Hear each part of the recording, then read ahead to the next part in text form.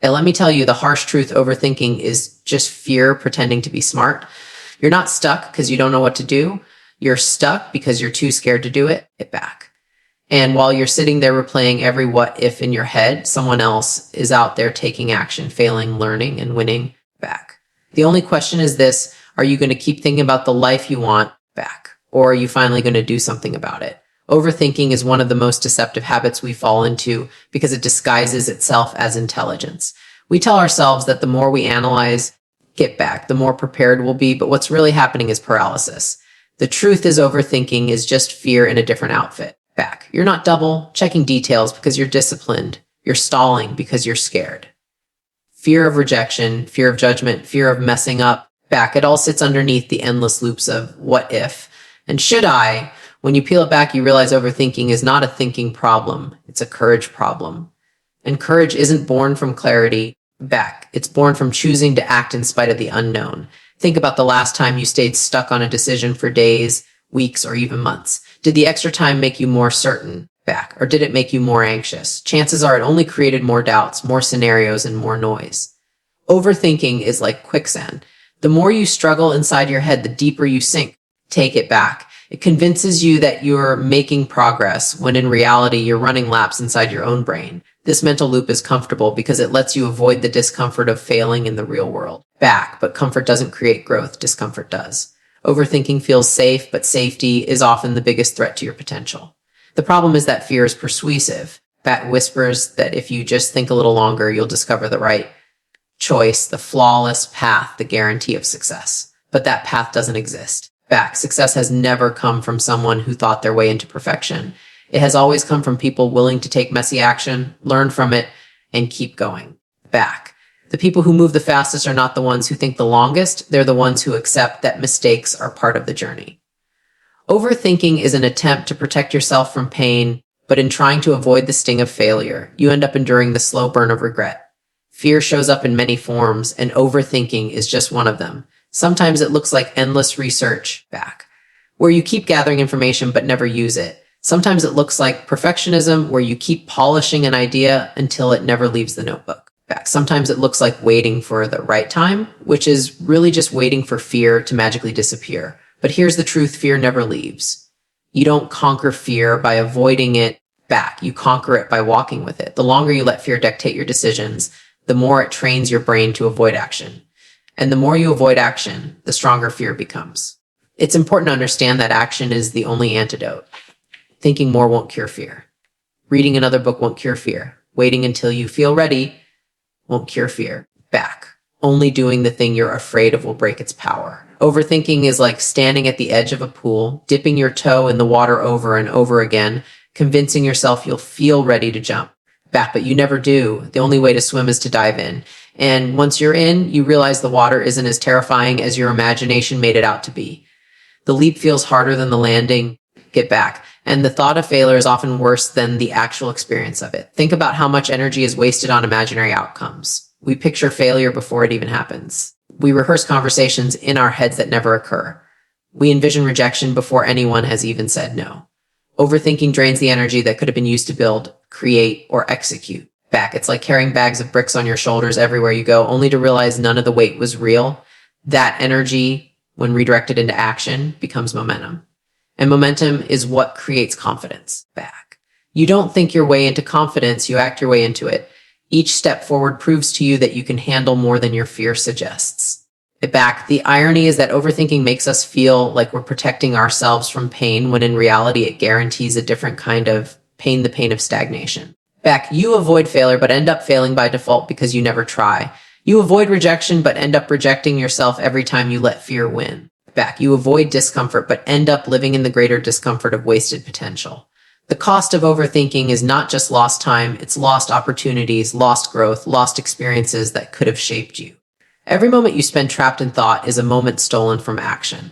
So the challenge is not to eliminate fear, but to recognize it for what it is. When you catch yourself spiraling in thought, ask, take it back. What am I really afraid of? What decision am I delaying because I don't want to feel exposed? Naming fear strips it of its power because it turns the unknown into the known. And once you name it, back, I can choose to act anyway. Fear shrinks when faced head on, but it grows when left in the dark. Overthinking thrives in the shadows of avoidance, but it can't survive in the presence of decisive action. Each small act of courage chips away at its grip. What separates people who succeed from those who stay stuck isn't intelligence or talent. It's their relationship with fear. High performers feel fear too, but they've trained themselves to act faster than their doubts. They don't wait for certainty. They create it through movement. They know that failure is not the opposite of success, but the process of it. Every wrong move is data. Every misstep is a lesson. Fear tells you mistakes are the end, but action reveals they're just the beginning. The only real failure is never trying back. And overthinking is just a clever way of never trying. When you strip it all down, overthinking is not about needing more knowledge, more time, or more clarity. It's about needing more courage. Courage is the muscle that silences overthinking, and like any muscle, it grows with use. Every time you choose to act while afraid, you strengthen it. Every time you let fear stop you, you weaken it. So the question isn't, how do I stop overthinking? The question is, how can I be braver right now? And the answer is simple. You take one step forward, no matter how small, because movement is the one thing fear can't survive. Most people believe clarity comes from thinking harder, from writing longer lists, or from endlessly analyzing every possible angle. They sit and wait for the perfect answer to arrive, as if clarity is a gift that just appears when the time is right. The reality is that clarity is created, not found, and it's created through action. When you move it back. When you test, when you step into real situations, you get feedback. That feedback tells you what works and what doesn't, and that is what builds true clarity. Sitting in your head keeps you blind because imagination can't replicate experience. The moment you take action, even if it's messy, you start to see the path ahead more clearly. Think about how many hours people spend obsessing over plans before they even start.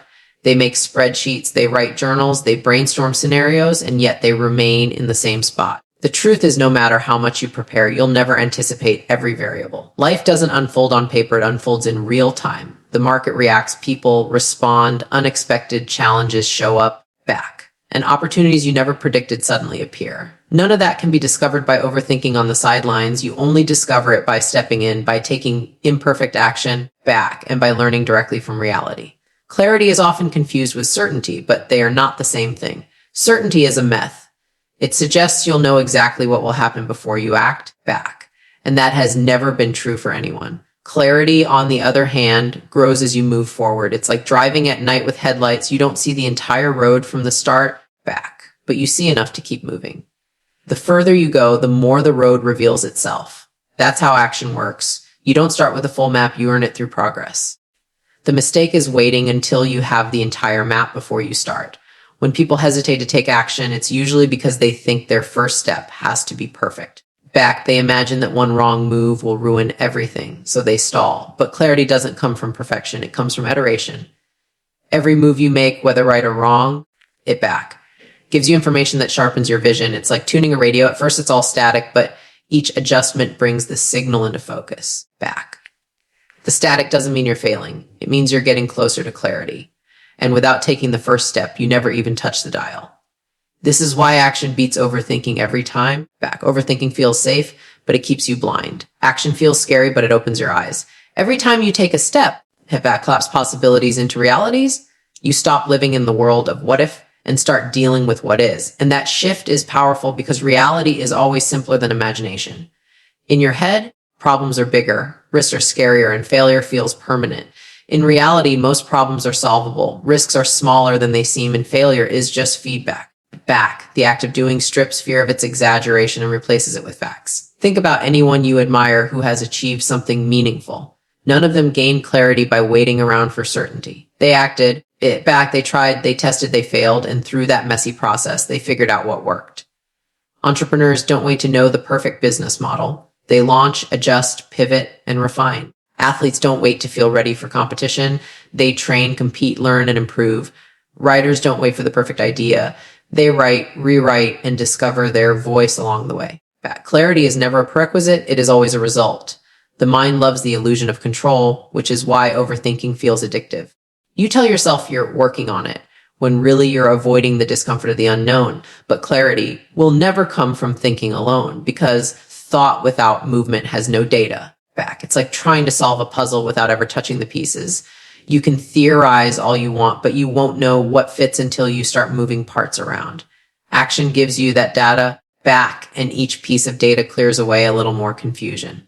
The more you act, the more you learn, and the more confident you become in your direction. It back. Confidence is often mistaken as something you need before taking action, but it's actually the reward for taking action. Every small step forward, even if it's clumsy, take it back, proves to you that you can handle more than you thought. That proof builds trust in yourself, and that trust creates clarity. The first step may feel uncertain, but the second feels easier, and the third feels stronger. Confidence compounds with action the same way interest compounds with money. The more you invest in moving forward, the greater the return. Back. Waiting for clarity before you act is like waiting for money to grow before you invest. It doesn't work that way. When you shift your mindset from waiting for clarity to creating clarity, everything changes. It back. You stop obsessing over having the perfect plan and start focusing on making the next best move. You stop fearing mistakes and start treating them as essential information. Bet you stop hesitating at the starting line and start gaining ground while others are still debating what shoes to wear. Back clarity rewards those who are willing to be wrong in the short term so they can be right in the long term. The longer you wait, the foggier the path feels. But the moment you step, the fog begins to lift. It back. The truth is, clarity doesn't show up before you act. It shows up because you act. You don't need to see the whole staircase to take the first step. You don't need the entire plan to move forward today. It back. The next step is always available, and taking it is what unlocks the vision for the one after that. People who wait for clarity stay stuck, while people who move without it create their own back. And the more you practice this, the more you realize clarity was never something outside of you. It was always something you had the power to generate through action. You don't need to feel ready before you act back, because readiness is a trap the mind sets to keep you safe inside your comfort zone. Most people overthink because they're waiting for confidence to arrive, as if one day they'll magically wake up fearless. Back. But confidence doesn't come before the action. It comes after you've proven to yourself that you can handle what you feared. That's where discipline takes over, because discipline doesn't care if you're scared, back, tired, or uncertain. Discipline is the standard that says you will show up and act no matter how you feel. And the more you choose discipline, the less room doubt has to grow. Overthinking thrives in open spaces, back. In the gaps between thought and action, when you allow yourself too much idle time, your brain fills it with fear, self-criticism, and endless scenarios. Hit back. That's why disciplined people appear more confident. They don't give themselves the luxury of sitting around debating whether or not they're good enough. They act, and by acting, they silence the doubts. Back. Doubt is like a weed that spreads in stillness but dies under movement. If you make a habit of moving every day, discipline becomes a shield against overthinking, because you're too busy executing to spiral into fear. The truth is that feelings are unreliable, and waiting for motivation or inspiration is the fastest way to stay stuck. One day you feel unstoppable, and the next day you don't even want to get out of bed. If your progress is tied to how you feel, then your growth will always be inconsistent. But discipline doesn't fluctuate. It stays steady when your emotions swing. It doesn't demand excitement or energy. It demands commitment. That commitment builds consistency, and consistency is the one thing overthinking can never defeat. Because once you build momentum through daily action, your brain no longer debates whether you can do something. It already knows you will. Many people mistake discipline for rigidity or harshness, but in reality, it's freedom. Back. Discipline frees you from the endless cycles of self-doubt, because you no longer need to negotiate with yourself every time you face a decision. You set the standard once, and then you follow it. That decision to act regardless of fear or hesitation becomes automatic, and the automation liberates you from wasting mental energy on excuses. Overthinking loses its grip when your actions are predetermined by discipline. Instead of arguing with yourself about whether to start, you start, and by starting, back, you create the very clarity and confidence you thought you lacked. Discipline also reframes failure in a way that overthinking never can. When you're disciplined, back, failure isn't a personal reflection of your worth. It's simply part of the process. Because you're committed to showing up day after day, you don't attach your identity to a single outcome. Back, overthinking makes every failure feel final, as if one mistake erases your ability to succeed. But discipline makes every failure feel temporary, because you know you'll be back tomorrow to try again. It back. That resilience breaks the cycle of paralysis, because when failure isn't something to fear, action becomes easier to take. Back. The people who achieve extraordinary things in life aren't the ones who had the most talent or the least doubt. They're the ones who had the discipline to keep moving despite doubt. They built systems, routines, back, and habits that carried them through the days when their minds tried to sabotage them. They didn't rely on fleeting bursts of confidence because they understood confidence is unreliable in the face of fear. Instead, that they relied on repetition, on the simple decision to act again and again. Over time, that repetition transformed into mastery, and mastery silenced the doubts that once felt overwhelming. Back. Overthinking will always try to convince you that you need more time, more certainty, or more preparation. It feeds on hesitation, and hesitation grows when there's no action to counter it. Discipline is the interruption that cuts off hesitation before it expands.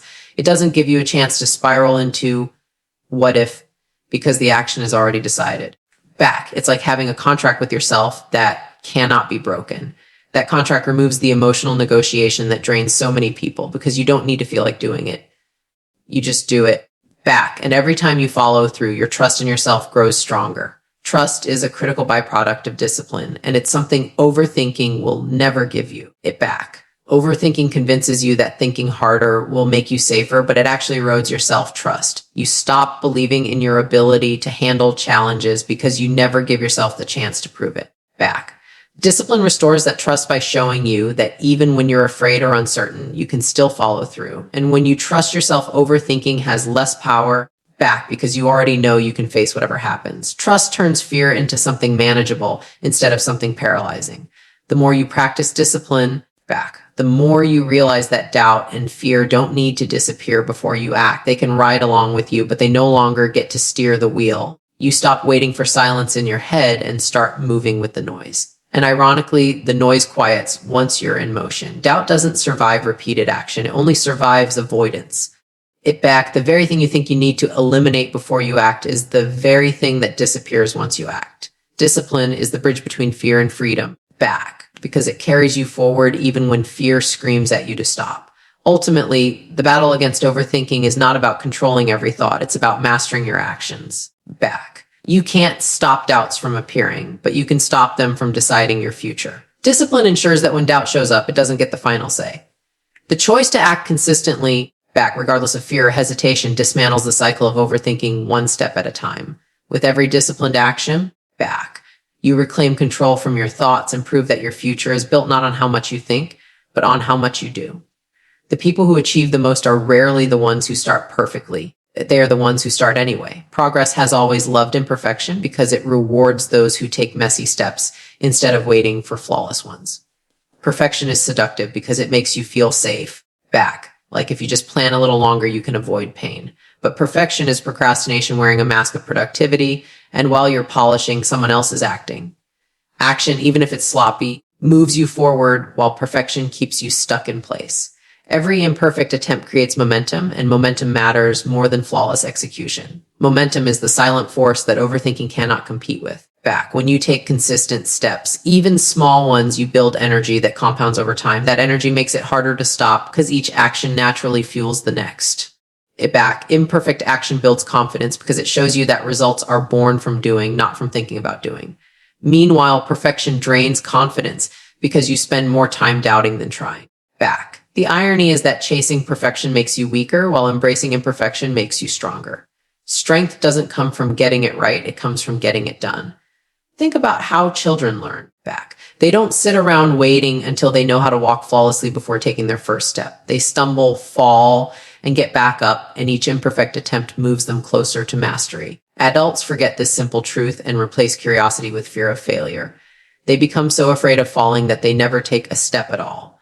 But mastery is always messy at the beginning. Back. And pretending otherwise only robs you of progress. If you aren't willing to look imperfect for a while, you'll never grow into the person you want to become. Imperfect action also creates opportunities that perfectionism cannot. When you move quickly and decisively, you put yourself in positions where luck and chance can meet your effort. Back. Opportunities show up because the world responds to movement, not thought. You can't network with people by sitting at home writing the perfect message you never send. Back. You can't build a business by endlessly tweaking the logo but never selling the product. Life rewards the person in the arena, not the person stuck in rehearsal. Action attracts momentum. Back. And momentum attracts opportunities you could never predict on paper. Overthinking and perfectionism also create pressure that paralyzes you before you start. You feel like every step has to be monumental. Back. So you never make the first move. But progress is built through accumulation, not one perfect strike. A sloppy attempt repeated daily will always outperform a perfect plan that never leaves your head. Over time, back. Small imperfect actions compound into something extraordinary. You don't need to take massive leaps to change your life. You just need to move forward consistently. It back. The compound effect of imperfect progress is always greater than the illusion of perfection. Perfectionists often think mistakes are proof they're not good enough, but mistakes are proof that they're in the game. It back. Every failure is evidence of action, and action is the only way growth happens. If you aren't making mistakes, it means you aren't trying hard enough to stretch yourself. People who embrace imperfection understand that mistakes are teachers, not verdicts. Each mistake reveals a lesson, and each lesson brings you closer to mastery. By avoiding mistakes, perfectionists also avoid the very feedback they need to succeed. The irony is that imperfection is the only path to improvement. The fear of judgment often fuels perfectionism. Back. But the truth is people aren't paying as much attention as you think. Most are too busy with their own lives to obsess over your flaws. And even if they notice, the ones who matter respect action more than perfection. Back. People admire courage, not hesitation. They admire the person who tries, fails, and keeps going because it mirrors their own struggles. When you embrace imperfection, you give others permission to do the same. You inspire by showing that progress is possible without being perfect. That kind of authenticity creates influence far more powerful than appearing flawless. Imperfect action also trains resilience. Back, when you act without waiting to feel certain, you learn to adapt, to recover, and to keep moving. Resilience is born not from succeeding every time, but from failing and trying again. Back. Overthinking robs you of resilience because you never expose yourself to failure, so you never learn to recover. By stepping into action, even when unprepared, you develop the ability to bounce back quickly. Back. That resilience is the real competitive advantage because while others crumble at the first sign of trouble, you keep going. Resilience can only be built through imperfect effort in the real world. The pursuit of perfection is rooted in fear, but the embrace of imperfection is rooted in courage. It takes courage to act before you feel ready, to release work before it's flawless, back, and to keep moving forward while others wait. Courage doesn't guarantee you won't stumble, but it guarantees you won't stay stuck. Each imperfect step chips away at fear's grip and strengthens your ability to take the next one. Courage isn't the absence of fear, it's the decision to move anyway. Back. Imperfect action is the purest expression of courage because it proves you value progress more than comfort. When you choose progress over perfection, you begin to live differently. You stop wasting energy trying to control every detail, and you start putting that energy into forward motion.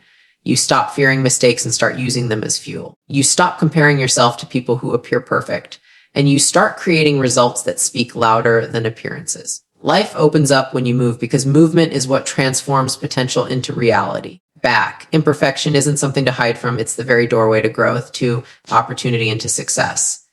And the sooner you walk through it, the sooner progress begins.